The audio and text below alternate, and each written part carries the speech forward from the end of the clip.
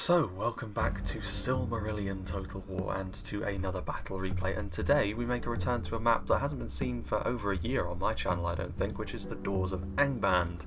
A very good map it is too, another evil fortress, the gates to Morgoth's realm itself. So, it's going to be 3 Angband armies on the defence, and it's going to be 4 elven houses on the attack, so a nice theme to this one as well. Of course, as with the last Silmarillion replay that I did, I'm going to be going through some of the mechanics as we pass over them in some of the armies. Also, there is one of the new factions that we've already seen in Gondolin on the field today, and some of the units we didn't see in the recent free-for-all are going to be on the field today, so we'll be going through them a little bit as well. But if you do want more detail on any of these new things, like whether it's general mechanics changes or factions, units, that sort of thing, that have been added in the technically recent patch at the time of recording, by the time this comes out it'll probably be a few weeks down the road, then I would urge you to go over to JMonster's channel, because he has explained all of these things in very high detail, and that would be the best place to go, because he's going to be able to understand stuff like this better, because he's a developer and he'll explain it better as well. But for now, we shall go through the attacking armies first and foremost, starting with JMonster himself, who is playing as Gondolin. And we will be seeing some of the same units, but also some of the new units. It is worth saying that I'm on Shader version 1, which is not quite as nice, but on Shader version 2, because this technically counts as a desert map, it cakes all of your units in this really hideous looking sand texture at the start of the match, which makes all of the really nice looking units look like absolute garbage in my opinion. So we have gotten rid of that, and we'll be on Shader version 1. It shouldn't make too much of a difference though, because on a map like this there aren't actually any shadows anyway, because there is technically no sun. So that is something to consider.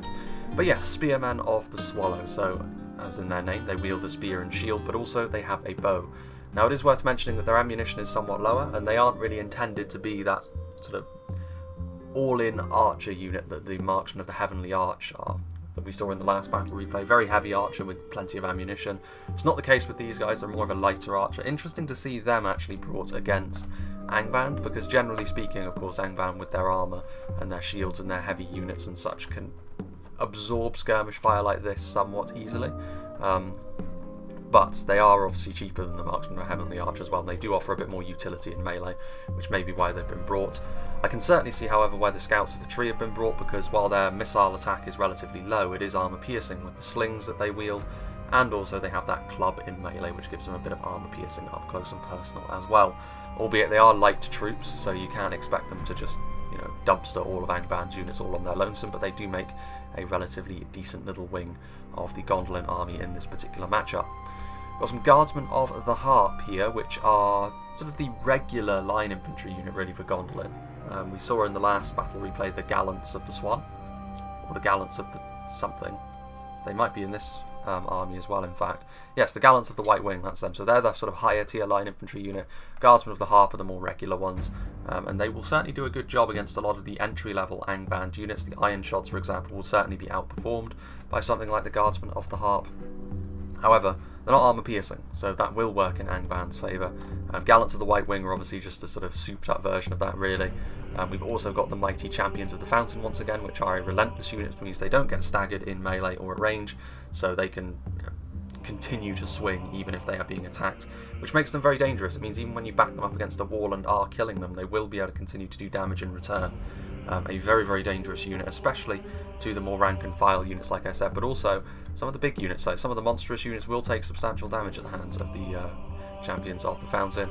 And finally, actually, we do have the Axemen of the Pillar, which are another line infantry unit, albeit they wield an axe. They are excellent at killing off light and medium troops. They don't have armour piercing, but they do have very high base damage, which is good. But again, not armour piercing, at least that's what JMonster's video said. They're sort of more of an entry-level unit, like a lower-tier unit killing machine, as most one-handed axemen do tend to be, although there are exceptions to every rule. Interesting, actually, this is quite an unorthodox Gondolin army to what I would expect to fight Angband. I'd expect to see the Golden Flower units against Angband, because they are the monster killers. I would also expect to see some of the Armourers of the Hammer, just because they've got that armour piercing, but JMonster has gone for something very different, in fact, to what I would expect under normal circumstances. However, we have Finarfin, played by Inarius, so Finarfin, of course, Something we see a fair amount, to be fair, because of how good they are in a straight-up engagement, especially with those pikes. Archers of Talath-Dianin, just the sort of basic archer, which I think is a good choice in this sort of matchup, to be honest with you, because the Marksmen of Nargothrond are probably a frivolity you can't afford against Angband when they're allowed to dig in and make your shots a little bit more difficult. It's a different story if you're on the defence, but if you're on the attack, I think the Archers of Talath-Dianin are just fine. You do need some sort of range presence after all. But yeah, I mean, the armour of Angband should be enough to mitigate most of this damage, but it's nice to have that in reserve anyway. Wardens of Nargothrond, the detachment versions, actually, so the half-strength versions. Wardens of Nargothrond are, of course, an armour-piercing spear unit, central to pretty much any Finarfin army, but especially when you're talking about advancing into an Angband defence, because outside of the Wardens of Nargothrond, Finarfin will struggle to do damage quickly to Angband. They can try and outlast them, I suppose, but that's a risky play when they're on the defence and can get their supporting units into good positions more easily. Yeah, Wardens of Nargothrond are here with their armour-piercing. Swordsmen of Talath-Dianin in the half-strength version. I don't know whether these are still the hard-target javelins, the armour-piercing javelins, or whether they have been changed to be soft-target javelins. I guess we shall see. It was always rather a confusing distinction in Finarfin between the half-strength and full-strength Swordsmen of Talath-Dianin, because the full-strength version wasn't AP at range, the half-strength version was. Kind of needless complication in my opinion, but there they are, 3 units of them.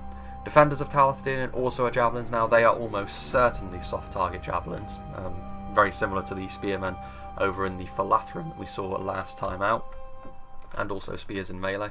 So plenty of hybrid units. We have got some Bridgewards of Nargothrond, the high-tier pikes that we all know and love from Finarfin. And in here, the new unit that Finarfin have been given in the latest patch, the Company of Prince Gwindor, which they're kind of an interesting one because it's legendary companies are not necessarily the strongest units in their faction, and that is the case, I think, here with the Company of Prince Gwindor, because they are essentially a medium armour sort of line infantry unit, similar to the Swordsmen of Talath-Dianin in melee actually, only they are a little bit better all around. And they have some interesting little things, like their charge bonus is slightly higher, but the most unique characteristic of the Company of Prince Gwindor is the fact that they have a higher charge distance, so they will start to charge much further away than other units will. Now that's kind of interesting. I don't know how useful that is in a practical sense. If you can catch units out with them, because the charge speed is sort of bigger than the standard running speed, then it could end up being useful. Probably not so much when Angband are already dug into a position, but it is an interesting little mechanic, and it's neat to see that a unit like this has got something utterly unique about it.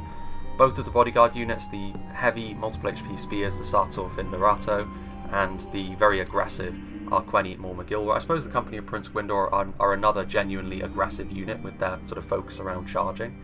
But the Arqueni obviously still take the title of being the House of Finarfin's most effective aggressive infantry unit.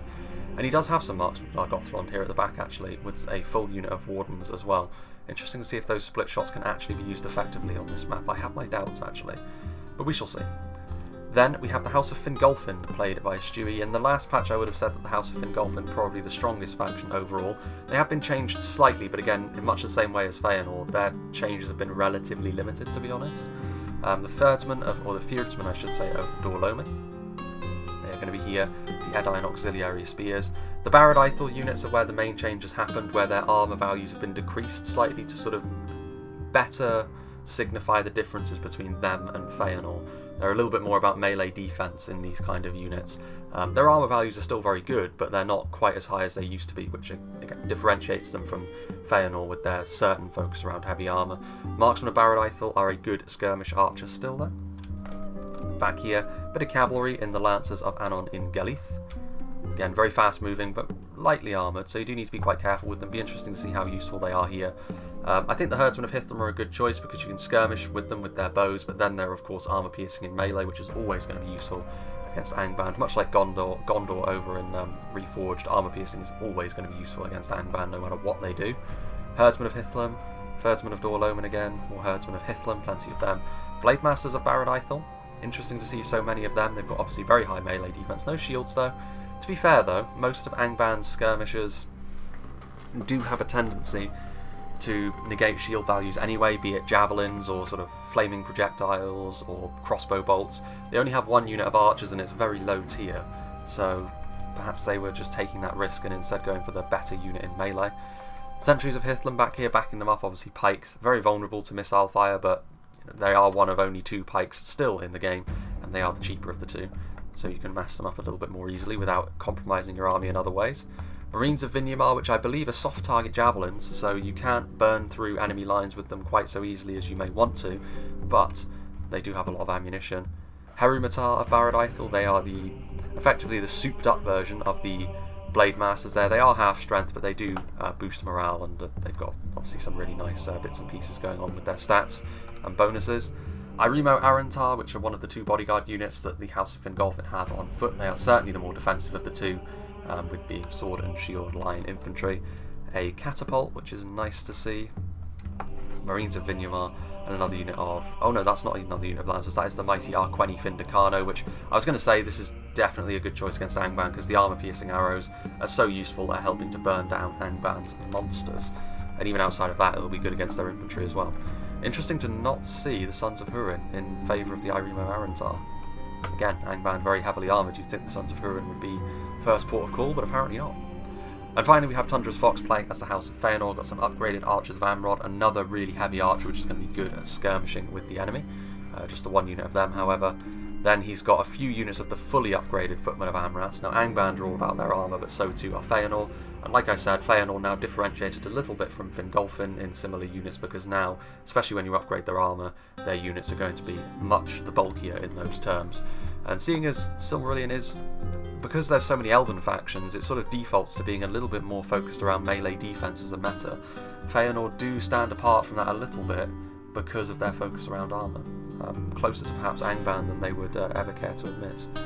We've got the Otorn Mighty Mo, which again you can see this is the bodyguard unit. Again, similar to the Irimo Arantar, only again Feanor more focused around their crafts, the Irimo are more focused around their skill. Shield Bearers of Halavorn, obviously again just Edain auxiliaries, much in the same way as Fingolfin.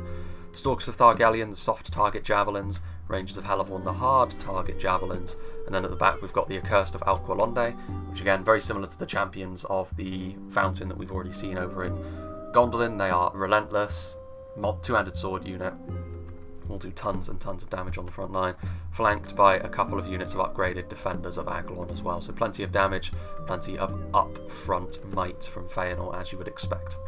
Now we shall get into Angband, who have had a couple of changes, and we'll get to them as we see them. Ironshod Arbalists, however, much the same as they always were, played by Eclipse 2500 of the Dark Cloud. Again, armour-piercing bolts, really good as a supporting tool, especially when you can defend like this, because you're less likely to be held at arm's length by Elven archers. Over here, we have got some more Ironshod Arbalists, got some more Trollguard of Gothmog. Over here we have the Valor Alcar, which as you can see have had a redesign. Now this is something which I have seen artwork of Balrogs looking like this when it comes to sort of Silmarillion representations. You can see that they've lost the wings and they've been changed a little bit. I don't know what art they used precisely to get this, but I feel like I have seen this this interpretation of Balrogs before somewhere. But here are the Valor Alcar. I can understand why they've removed the wings as well, because the wings of course were stock stiff because of how Medieval 2 works. So yeah, it kind of makes sense in those terms, but other than the redesign, they do still work in very much the same way. They are juggernauts in melee, elephant class units, subject to all of the benefits and drawbacks that brings with it. Ironshod Halberdier is going to be very, very important in this particular battle, because of course that's how Angband are going to be able to anchor their line against the might of the elves. We also have some Ironshod Ravagers here as well without the armour upgrade. Very useful against certain factions on the field today, or certain units, certainly Feanor, but also some of the other elves. The Uraloki, of course, with their Flaming Breath, we've already seen them in action before. We've got some Tormentors of the Iron Crown, which again, that heavy armour-piercing line infantry unit, again going to be useful against quite a few of the units across the field today, because quite a few of the elves on the field have got heavy armour today. Ironshod Halberdiers and Ravagers once again. More Tormentors of the Iron Crown, and Orc Mangonel, which could be really, really devastating. The Bulldogs, which are a really, really good unit of bodyguard line infantry unit as well, especially when you compare them stats-wise to a lot of the other Angband troops. Ironshod Ravagers, Halberdiers, Ironshod Arbalists. Not a lot of line infantry here from Eclipse, which is quite interesting. Only really the Tormentors. There are some Spear Guard up here. Ironshod Arbalists. We've got two new units. I knew we were going to get to them eventually. Firstly, we have the Scourges of Gothmog, which are quite unique among Angband really, in the sense that they trade in some of their defense for being better on the offense, so they're all about the damage they can deal in melee. They're kind of similar to an assassin unit really. They are really the torturers of ANFAUGLITH, and it'll be interesting to see how they're used here. They will actually be really useful against quite a lot of the other damage dealing units from the elves, as long as they're supported, I feel. But yeah, definitely capable of chucking out a lot of damage, but also more vulnerable than quite a lot of the other Angband units. And here we have a unit which is probably going to divide opinion a little bit. We have the Iron Drakes of Angband. Now, they have a fiery projectile which is similar to the ones that you will see from the Uroloki. However, it's probably a little bit more devastating, but the Uroloki, of course, have got higher elevation naturally, so they can fire over their own men more easily, whereas the Iron Drakes have to get into a good position, really. But in a situation like this is where the Iron Drakes should shine. Much like the Uroloki, however, they only really are super effective against light and medium troops, especially light troops. Heavy armour negates a lot of the damage that they can deal. Of course, their projectile looks very similar to the Witcher's. I'll be interested to see if the devastation is on a similar level, because I'm sure that will fill a lot of people with dread, but I don't think so. Having seen them in action already myself, they aren't on the same level as the Witcher's in terms of the level of damage they can do. Matrim has got some Thralls of Angband up here, so of course that's the entry-level archer, or the only archer really, that Angband have. Ironshod Arbalists are down here. He has got some upgraded Ironshod Legionaries and some upgraded Ironshod Halberdiers.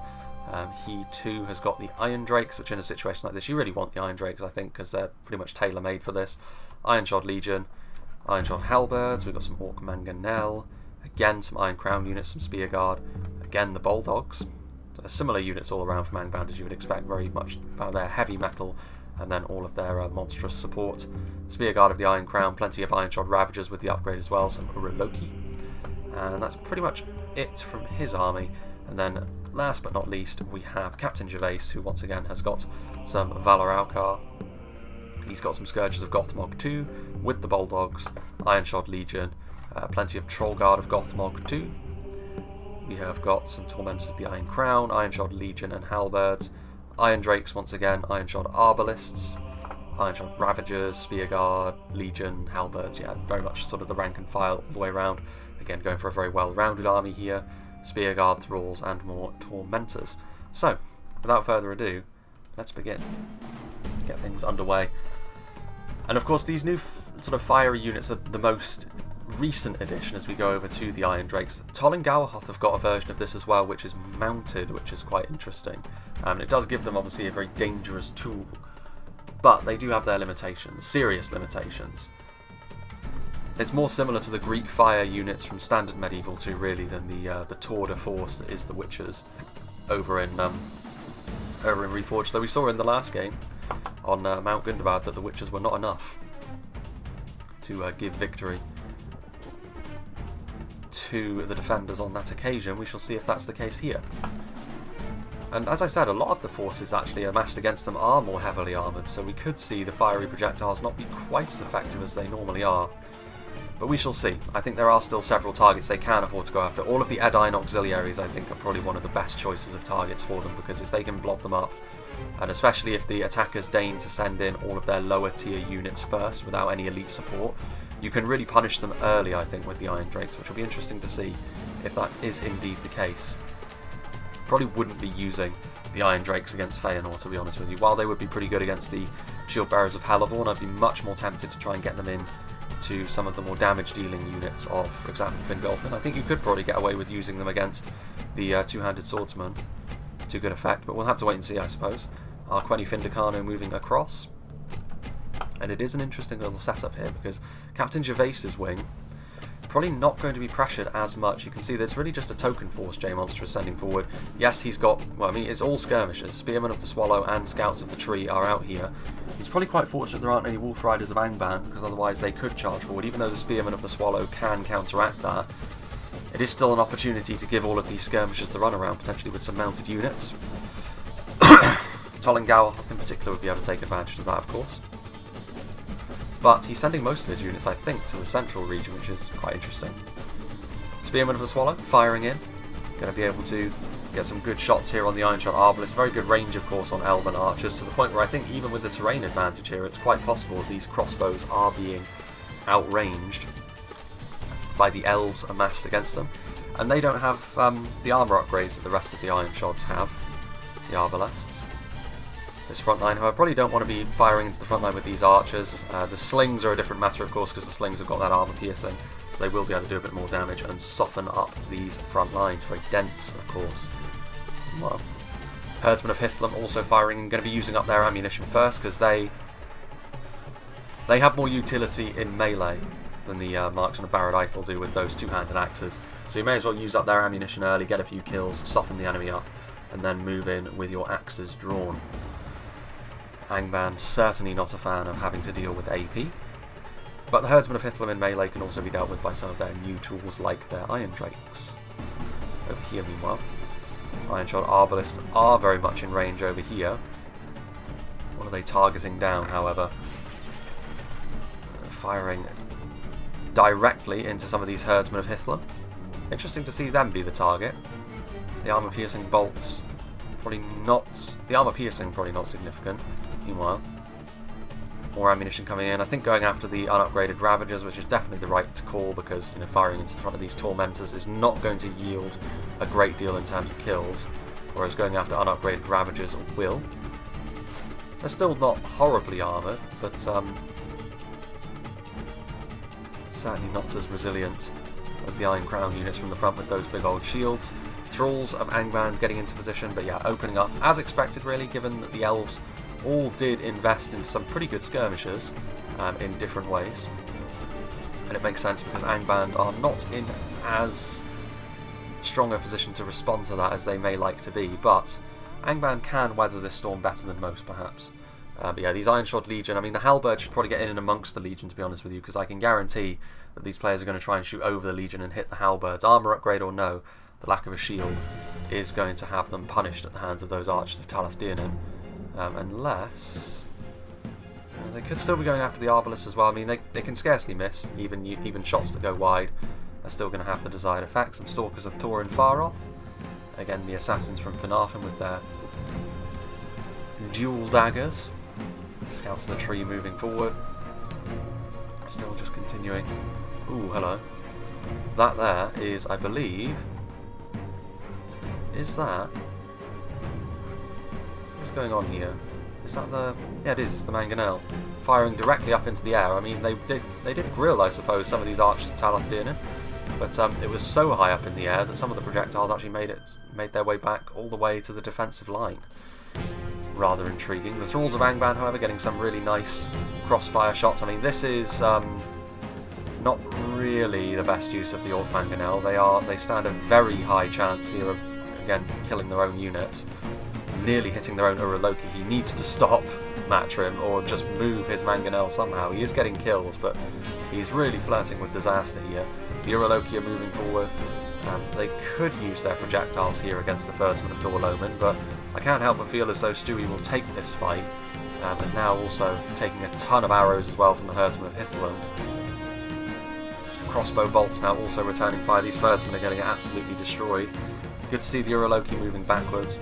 All Matrim needs to do is not panic in that sort of situation and get his ducks back in a row. Archers of Amrod moving forward, so Feanor now arriving at the walls, makeshift walls at the very least. And there you can see that there is still the raining fire in the background. Stalkers of Thargelion moving forward, trying to use their javelins perhaps. I'm not entirely sure why, because Trollguard of Gothmog moving forward to support this already very solid Angband front line, and the Feardsmen of Dorloman don't stand a chance all on their own. They're actually very good as a sort of standard entry-level spear unit, the Feardsmen, but they do still need support to really do their best work, because they are a defensive unit at heart. Over here, this is a little bit more like it. You can see the Blade Master Barad Ithel being supported by sentries of Hithlum. This represents a bit of a test for Angband. The Spear Guard of the Iron Crown, some of them are pointing in the wrong direction. Marines of Vinyar, they actually have managed to claim this part of the wall, which is a little bit unfortunate for Angband. They've allowed Fingolfin to get up onto the high ground. That there was the Uroloki. A grazing hit on, unfortunately actually, the Footmen of Amras, because they're much more likely to withstand Uroloki fire than most other units on the field today with their very heavy armour. Here are the Uroloki streaking those shots back. Stalkers of Thargelion there, one of those shots going horribly wide. Meanwhile here in the middle, Angband's definitely engaging in their love of fire here. And now a bit of action from those catapults as well. I mean, yes, this mangonel is scoring some hits, but the value proposition isn't really there, and also you are hitting your own man somewhat. And Angband still being bullied at range here. Matrim is continuing to respond in kind, but he really needs to move his mangonel. At this point he's had enough shots to the point where he should be realising that that is not optimal. Wardens of Nargothrond are up here. They are getting shot in the side by those iron shot arbalists. The Tormentors of the Iron Crown will do armour piercing damage in response, but again it's all about the quality of the units here. There's also the Swordsmen of Talathian in close support. And Captain Gervais is having to maintain a presence on these front lines here. But these skirmishers, all they're doing is poking and prodding at these front lines and leaving it at that. Meanwhile, Feanor going in with a very quick advance here. Footmen of Amras moving in. The Iron Shot Halberdiers holding the line for the time being. Oof, and that is a clutch of javelins there from the Rangers of Hellevorn. I mean, these shield bearers of Hellevorn have been absolutely destroyed by the Trolls and the Valor Alcar, and I'm sure that they want to inflict the same on the other unit of shield bearers and another unit of Footmen of Amras, which are going around the flank. They do need to keep this under control here, Eclipse, because if he doesn't, then Feanor will start to move through the settlement, and all of a sudden your defensive position will be stormed, and that'll be most unfortunate for you. Shield bearers are there. Defenders of Aglon moving up and around. Yeah, they are getting a secondary line into position now, including Bulldogs, including another unit of Halberdiers, and of course they could really be punished here, Feanor, with their aggression, if the Valor Alcar can do the business. And the Troll Guard, of course, very dangerous units. What have we got going on here? Is that mangonel fire? I suppose it must be, right? Yes, it is. And they are trying to blanket this approach in flame. Blade Master Baradithel are actually routing. Scourges of Gothmog are in melee. It's a shame we didn't actually see them enter melee. You can see how quickly they've actually fallen away. You can also see there is a pile of bodies over here as well. So, again, counter to much of what Angband does. All about that damage. Hopefully we do get to see the Iron Drakes fire. Did they fire over here? Is there a mountain of crispy corpses? Well, it's hard to tell what actually did the damage to those Swordsmen of Talathian, because it could just as easily be condensed fire from those Thralls of Angband. But the Javelin support has been taken away. Wardens of Nargothrond are still winning. Again, really showing their quality here, the Wardens of Nargothrond. The armour-piercing damage, again, doing the business against the Trolls, as well as the Tormentors of the Iron Crown. There we go, look. The Iron Drakes firing in, and this is exactly the sort of unit. So you can see that even against exactly the kind of unit that they should, in theory, be excellent against, they're not as devastating as the Witches. If that was the Witches, this whole unit would be gone. But against a light unit like this, they've cut the Scouts of the Tree in half, and doing a good job there. I'm glad that we got to see at least one fire at them, and we didn't miss all of it. You can still see the showering projectiles of the Orc Mangonel in the background. There are lots of dead bodies over here, to be fair, most of which must have been inflicted by the archers and the Mangonel. More Mangonel fire happening over here as well. And it's over on this side of the settlement where the infantry engagement is well and truly underway. Marines of Vinyamar, light javelins, of course, so they're not going to do humongous damage to the Uroloki, but I say that, two of them do die almost immediately there, but that is a huge concentration of fire there from the Marines of Vinyamar, and these Uroloki are being bullied, but the front line is under control from Angband. I mean, to be fair, they are being shaken as well, which is not a good sign. Meanwhile, going right through that front line there of the Elves, which is an interesting way of using them. Meanwhile, how is Eclipse faring over here as well? I have to say, so far, you know, Captain Gervais being sort of held in place by what is effectively only a clutch of skirmishers and a couple of Finarfin infantry units is really paying dividends, because Eclipse is horribly stretched over on this side of the battle, and there's only so much he's going to be able to do here. Valor Alcar, meanwhile, are in here against the Arqueni Findicanu, who I'm sure were meaning to get into a position where they could shoot the Valor Alcar and not have to get into melee with these mighty beasts. There are also the Archers of Amrod over here. Arqueni Findicanu taking a few hits there. Troll Guard on the way across to intercept that cavalry as well. Still the Valor Alcar are left standing. Arqueni Findicanu are now fighting the Bulldogs, getting up close and personal as well. I do wonder if Feanor have the gas left in the tank, because it all comes down to whether they can deal with these monsters efficiently, because if they do, they should be able to make their way through the rank and file of Angband. Matrim has come across as well with his own upgraded halberdiers, which is exactly the kind of foe that I'm sure the defenders of Aglon didn't want to see, but javelins responding in kind. Valoralcar being utilised there. Meanwhile, over here, still all those Marines of Vinyamar have been... Oh, and there we go, look. Iron Drakes in position from Eclipse, burning that front line. You can see the Footmen of Amras, you know, that they didn't really take any damage there. That was the amount of them that was already there. However, the Sentries of Hithlum, exactly the kind of target the Iron Drakes are going to be fantastic against. And even the Bladesmen of Barad-Ithel, there you can see, only one of the Footmen of Amras. Most of the Footmen of Amras that got hit by that will get back up. But that is exactly the use of the Iron Drakes that you want to see. This front line was struggling now. Angband have things all in control. And the Uroloki marching forward again, sending the Hertzmen of Hithlum away, and they get a fortuitous hit there with their catapult. You can see here some of the Wardens of Nargothrond have actually pushed through into the firing line for Angband, and these Thralls will not stand a chance against Wardens of Nargothrond in melee. Trollguard are over here. They'll be able to deal with Archers of Talathdin in melee just fine. There are Valoralcar also. They need to be a little bit careful though. Finarfin have actually transitioned a lot of their army over here as the battle has gone on. And our Queni Mormagilwa are going to make quick work of Trolls, and also not be ideal for the Valoralcar to have to deal with either. Valoralcar won't like being up against AP spears either over the long haul, but their swings are doing a lot of damage here and giving the Angband infantry the breathers they need to get through these positions. Valoralcar are coming in, and they are going to engage the Arqueni, which is a bold call. If they get a few good swings, then it could well prove to be worth it. Archers of Talathdin really trying to go after the Iron Drakes here before they can get a shot off. I mean, personally, if I were Gervais, I'd probably just retreat them. There's not really a great shot. You stand a good chance of hitting your own men. And a lot of the units over here are pretty bulky. Talathdin in units is probably the best call, but if you're getting the Valoralcar on them, then you don't really need to worry too much anyway. Still, outside the settlement there, Gondolin biding their time. Feanor, meanwhile, all up in Angband's business.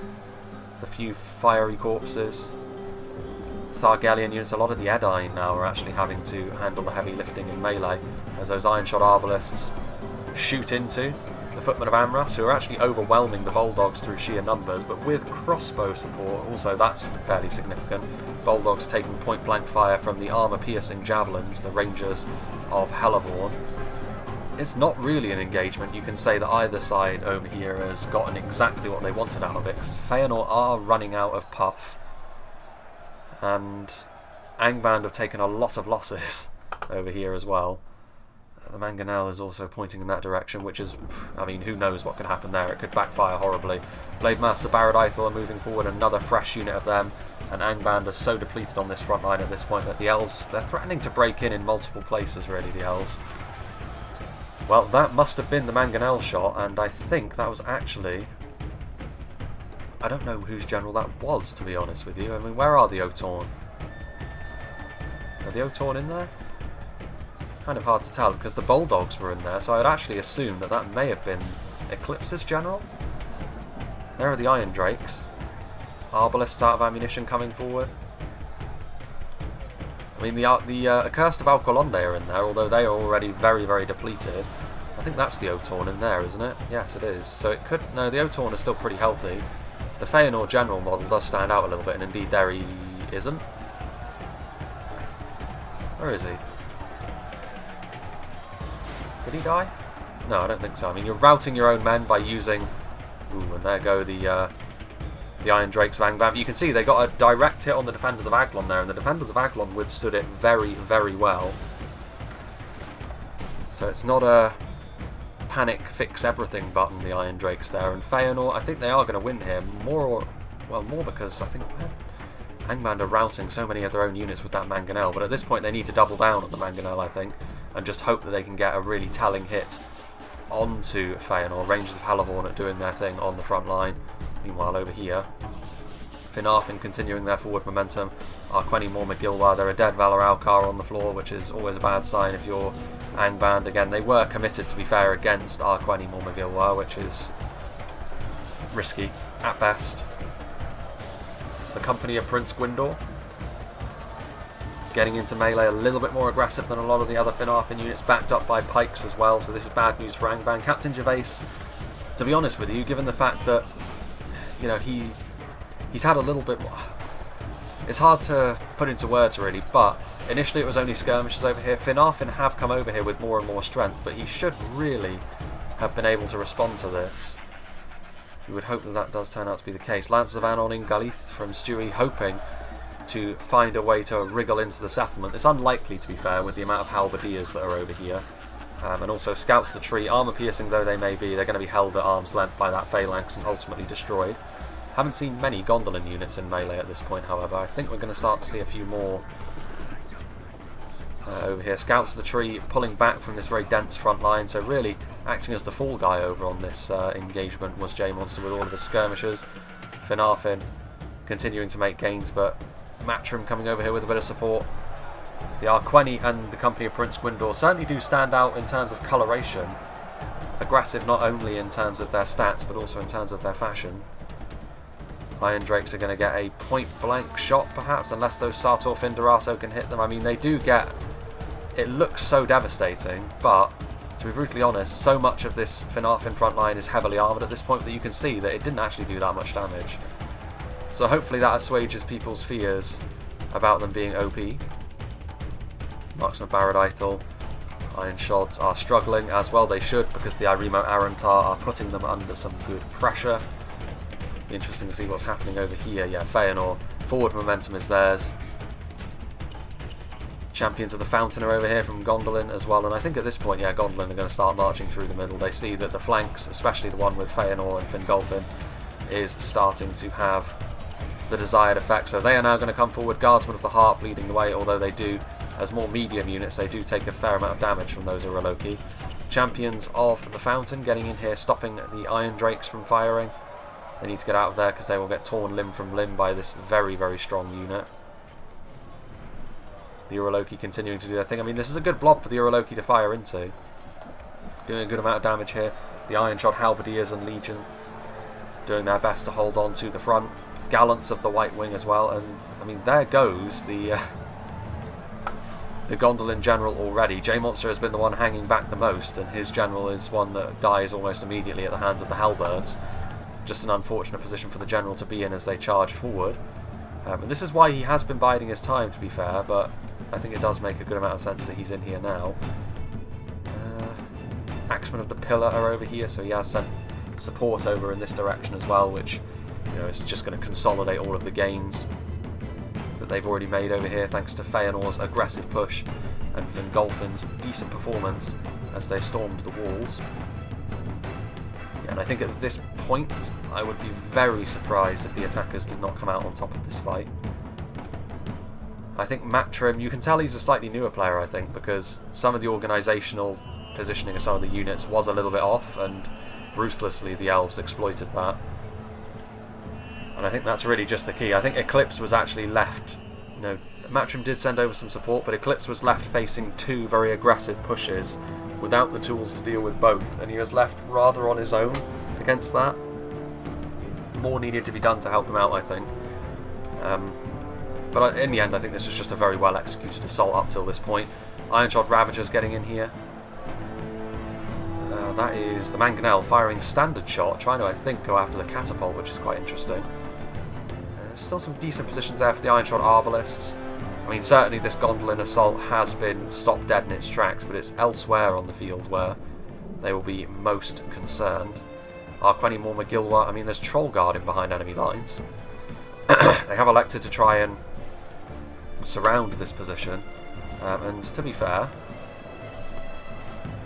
continued shots from the Iron Drakes will do damage, but you can see not enough damage ultimately.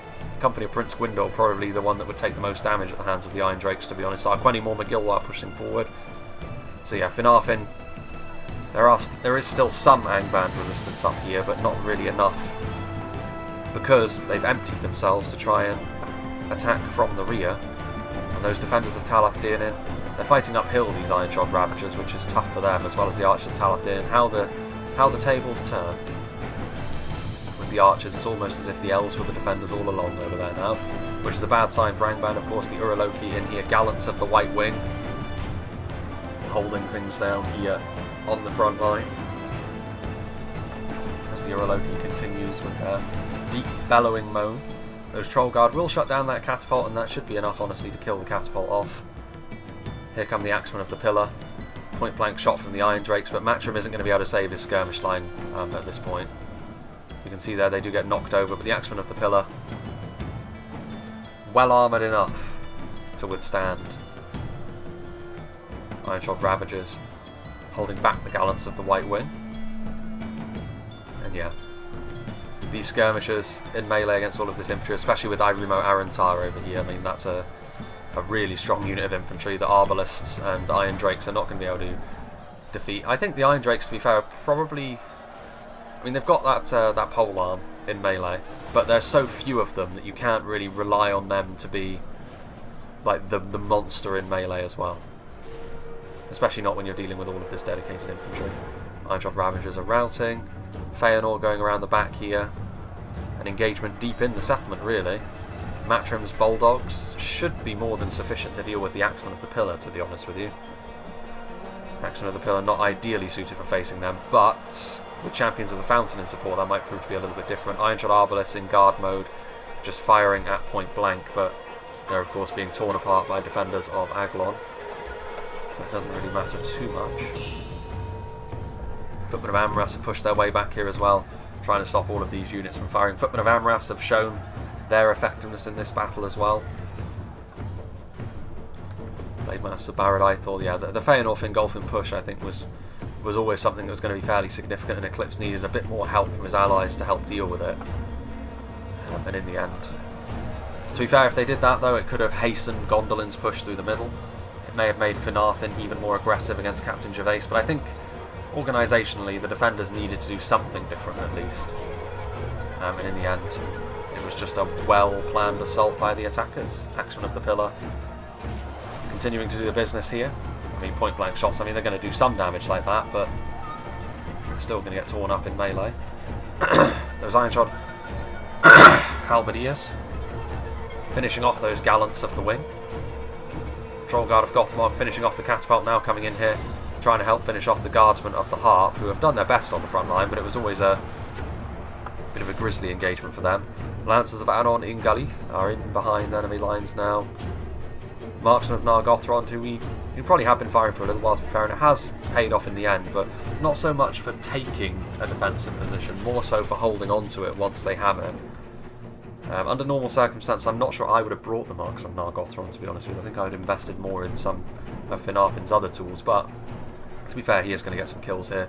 Spearmen of the Swallow coming across now, only 46 of them, but they will be able to entrap and ensnare some of these Angband units that are continuing to try and push uphill. But again, they are spears, so the amount of damage they're going to do to those Angband units in melee probably going to be fairly limited. There are some marks from Nargothrond, but it is, at this point, the defences are falling apart. There's still one Valor Alcar over there, Captain Gervais's, so he did manage to get them away from the Arqueni Morma Gillight in the end. Otorn Mighty Mo continuing to push forward this time, going after the Mangonel crew. They'll be able to fill their boots in terms of kills here. I still don't know if Feanor's general was the one that perished in that Mangonel hit. No, there he is, look. So yeah, it must have been friendly fire. Iron Drakes getting charged by the Lancers. I mean, a lot of Angband units are starting to rout now.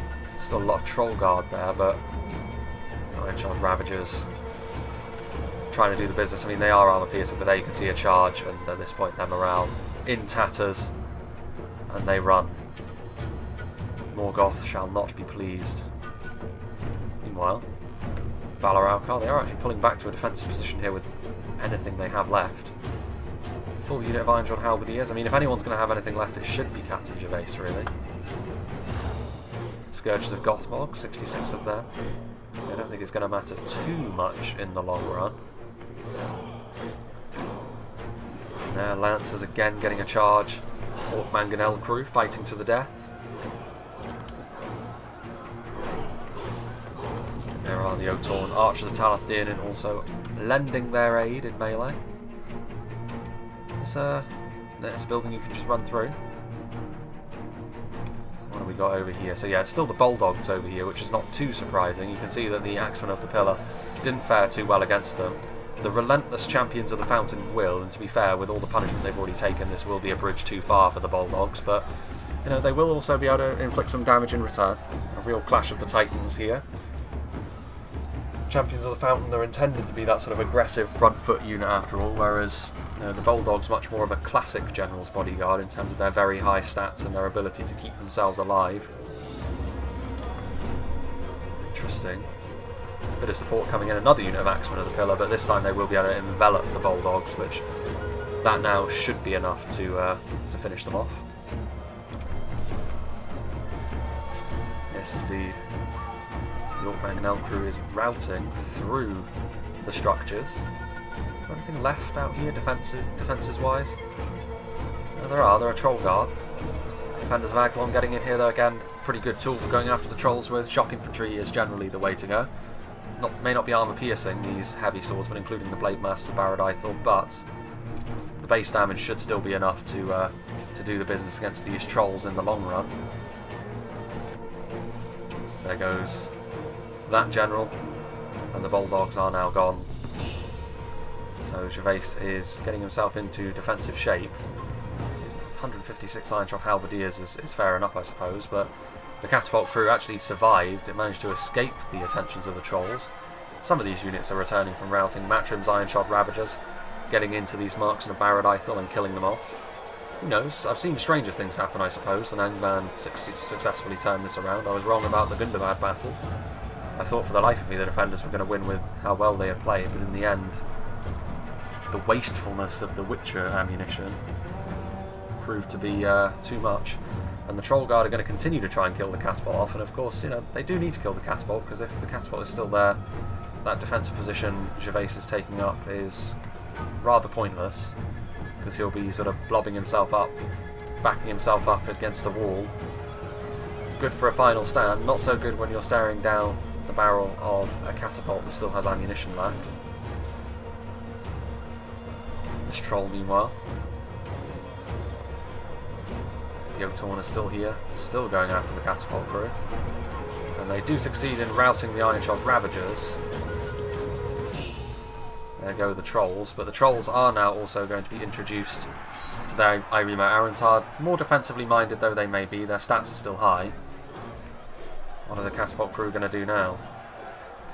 Do they trust the catapult crew to survive? I mean, this is the benefit of having units with such high mass. You can just pull through engagements, and you can see Stewie is desperately trying to get his catapult crew away from engaging with the Troll Guard. At this point though, there are only 2 of them remaining. Their exertions have ultimately come home to roost. Obviously, version 1 shaders means we can't see that the trolls are if the trolls are bloodied up or not, but they are, and now they're dead. So it was a valiant effort to try and kill the catapult off, but it ultimately was not successful. Moving forward now, Blade Masters are there. Lancers, still got some good amount of Champions of the Fountain, Axemen of the Pillar. Where else are we? Still got some Arqueni, 17 of them, very good unit of course. Still some decent footmen of Amras, Defenders of Aglon, Irimo Arentai, and some really good quality units left. Sartor Finderato as well, so plenty of bodyguard units. Not a lot of support around these bodyguard units, so I mean it has cost the attackers quite dearly their aggressive tendencies here, but they should have enough to finish off the very depleted bunch of orcs that are atop of this hill. 1 unit of halberds. Iron Shot Arbalists are here. We've got 1 Valor Alcar. They do have a unit of Bulldogs, to be fair, that's almost fully healthy. And 66 Scourges, that's a damaging unit, to be sure, but I'm just not convinced that Angband are going to have enough. Like, if the Bulldogs are really strong, and they're completely untouched, and all of the bodyguard units for the attackers are sort of on their last legs, maybe. And also a lot of it comes down to the holding power of a single unit of upgraded Iron Shot Halberdiers. I suppose as well they are having to advance through the Iron Shot Arbalist fire. Perhaps not all is lost, but we'll have to wait and see. A little bit surprised that the attackers are dragging their heels a little bit here. They should just be moving up with everything they have. Yes, bridge wards. I'd almost completely forgotten about them as well, albeit they are very depleted. So they're probably not the really significant factor they could have been. That's a very healthy unit of Wardens of Nargothrond as well. Useful indeed. Start over there. Company of Prince Gwindor. 30 of them. Again, more a medium infantry unit. Not a tour de force in terms of their abilities in melee, I would say. I mean, they're good, but still, it all helps. Champions of the Fountain will also be fairly priceless against that one Valor Alcar that remains.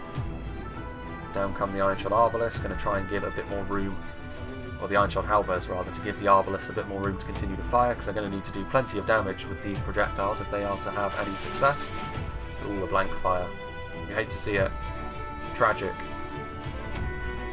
And they are going to move backwards once more. Bulldogs. The Arbalists go here perhaps, and you set up a front line around the lower res version of Sauron's statue. Higher res one over there, of course. Yes. I don't know how, like, this Valor Alcar must be bloodied fairly heavily as well. If, like, his two mates lost their lives to the Arqueni Mor Magilwa and the rest of the Finarfin army, I would assume that plenty of damage has been done. Swordsman of Talath-Dinin also here. There are still rank and file units, which to be fair will not be quite so effective. It's time for a bit of ×2 speed, I think. Swordsman of Talath-Dinin, just 2 of them. Are they going to try and use up their entire javelin supply? Every little helps, I suppose. Every kill they can get. I mean, if they do still have some javelins in this unit here, then it might be a completely different story. AP or non-AP.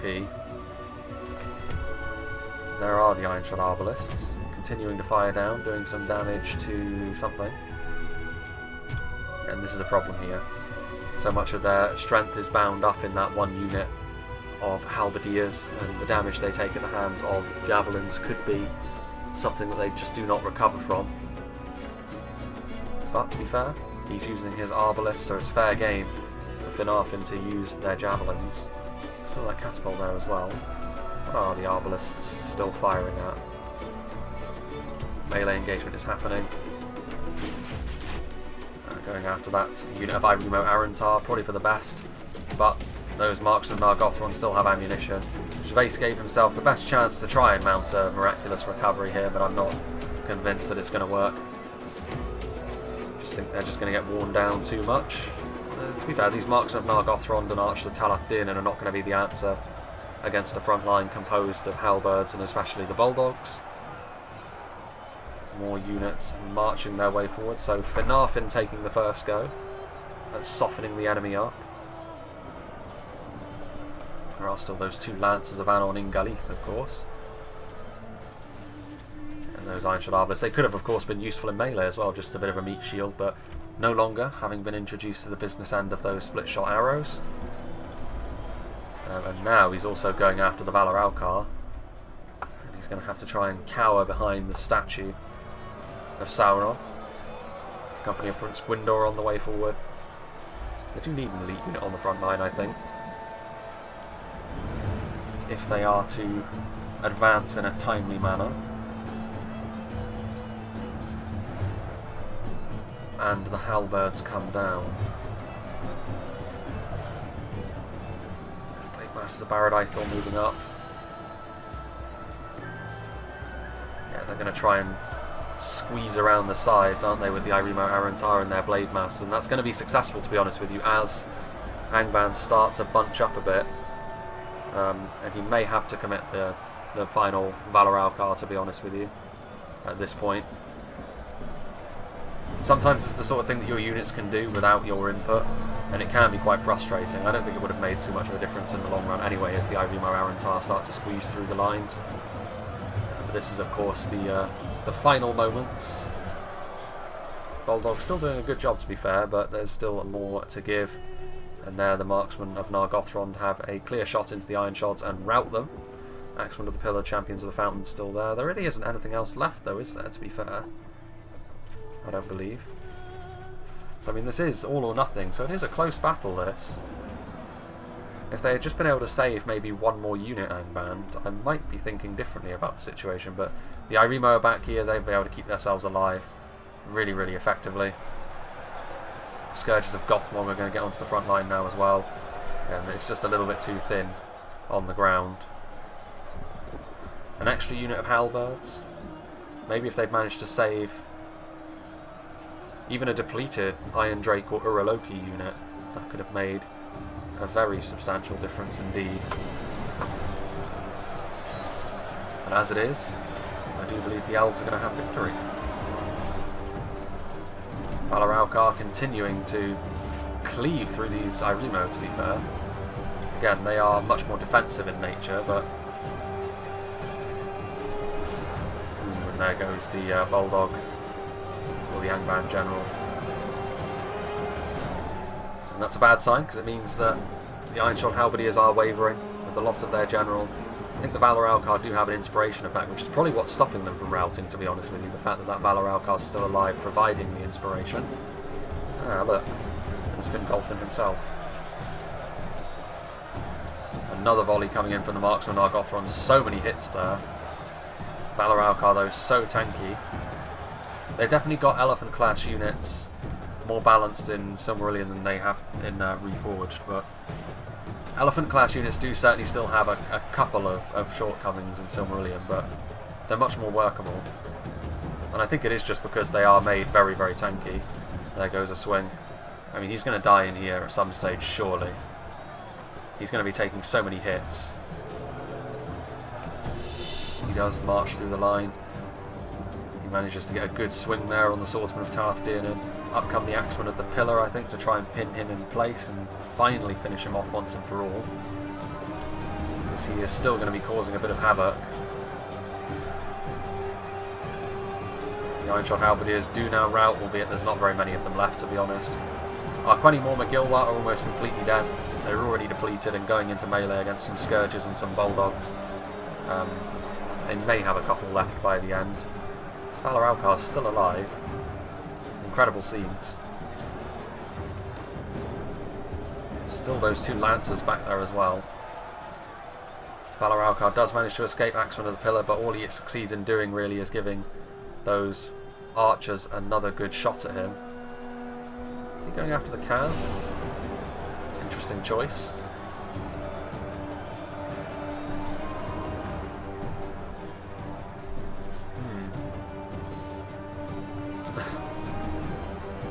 Lancer of Anolin Gulith killing him. There's a Champion of the Fountain, there's an Axeman of the Pillar. They're charging indefinitely against him, however.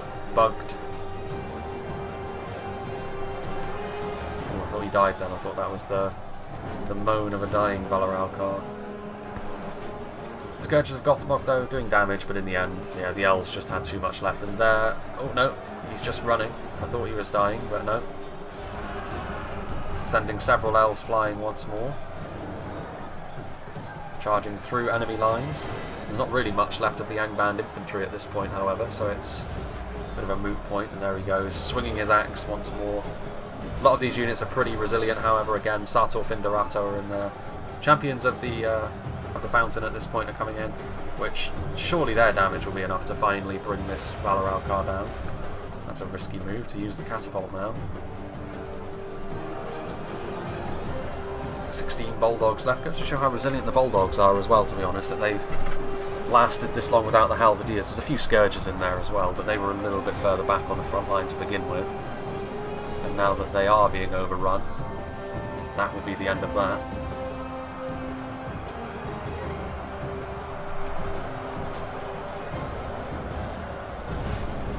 Another swing of the axe.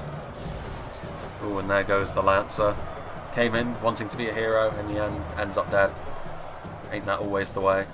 And finally the Valoralkar falls. What a hero though. Really did a good job while he was still there. And now it's just a case of finishing off these Bulldogs. I think the Scourges might be locked morale as well, so I think that they will remain in the battle until they are completely dead.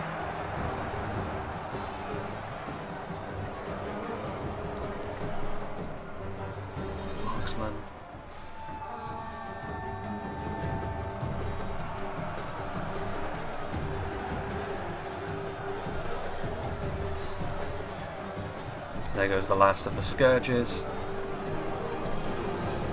And surely there's only 6 Bulldogs left. They are just being overwhelmed. And the difference, yeah, that seems about right. 7% the difference between the two in the end. And it was just a nicely executed attack by the attackers, and the defenders didn't quite support one another, I think, in the numbers that was needed. They, like Matrim had a couple of units scattered throughout the battlefield, but ultimately I don't think they acted as a cohesive unit in the same way that the attackers did. And the attackers did very well out of that. I think especially the Feanor and Fingolfin push was the key. But there we go. Victory for the elves. The doors of Angband flung wide open. And there we go. So the highest amount of kills for Finarfin. To be fair, he was in melee against Gervais' army almost exclusively for quite a while, so that does make a good amount of sense. J-Monster with the lowest amount of kills, but again, he was the last one to commit, because he was more sort of maintaining his presence across the field to make sure that the defenders had to defend certain choke points. And that works, again. Sometimes you've got to accept that role. And the Angband armies, again, Matrim could have done a little bit better with some of his organisation, but that sort of thing comes with time. But overall, I think it was just team cohesion that won the attackers this battle. So see what did the damage for Gondolin. Gallants of the White Wing did very well on that front line, actually, against the Iron Shod units, which you'd expect. They're going to be far superior to Iron Shod units in melee. Champions of the Fountain did okay, but we saw them mostly against elite units as well, which is worth mentioning. Guardsmen of the Harp got a few kills, to be fair, considering the fact that they were under Uraloki and Iron Drake fire, and they had to go into a pretty well prepared front line still, even by that point in the battle where things were starting to go south for Angband. Scouts of the Tree also doing quite well, again, harassing those front lines of Captain Gervais and allowing Finarfin their entry into the fortress. But yeah, big thank you to J-Monster for sending this one to me. It's nice to be doing a bit of Silmarillion again, injecting a bit of variety into the content. Like I said, there is another replay coming up as well, which was sent to me by Cumul, Lord of the Easterlings. And that one will have the Haladin in it as well. So the other new faction in the game, which we haven't seen up to this point on my channel, but that battle replay does have them. So we will be able to take a look at them. Following on from that, I'm not sure. Hopefully we'll get a few more Silmarillion replays in the interim as well, which will be pretty cool. Other than that, I've still got plenty of scenarios actually that Eclipse has given me. He's given me even more since last I checked, so we will be getting on with them as well. We've got a few more, like the themed Siege of Khan Doom. There's still Poor Lango's Cardlin Outpost replay, which we will be getting to at some stage. But yeah, plenty of stuff. Always willing to accept more as well, so if you have replays that you want to send me, do DM me on Discord and I will do what I can as quickly as I can. Although do bear in mind that generally speaking I'm trying to run a month ahead of schedule, so when you give it to me, it could be a month or possibly a little longer before the battle replay actually shows up, because I need to try and work in advance so that when upheaval in my life does inevitably happen, which is, it could be sooner or later, but when it does, I want to be prepared so that the content can keep going while I get myself established. So that's the situation as it stands at the moment. But yeah, thank you to J-Monster again for sending me the replay. Big thank you to all the players for being a part of the battle replay as well. I hope you enjoyed this, and I hope you'll join me for whatever is next.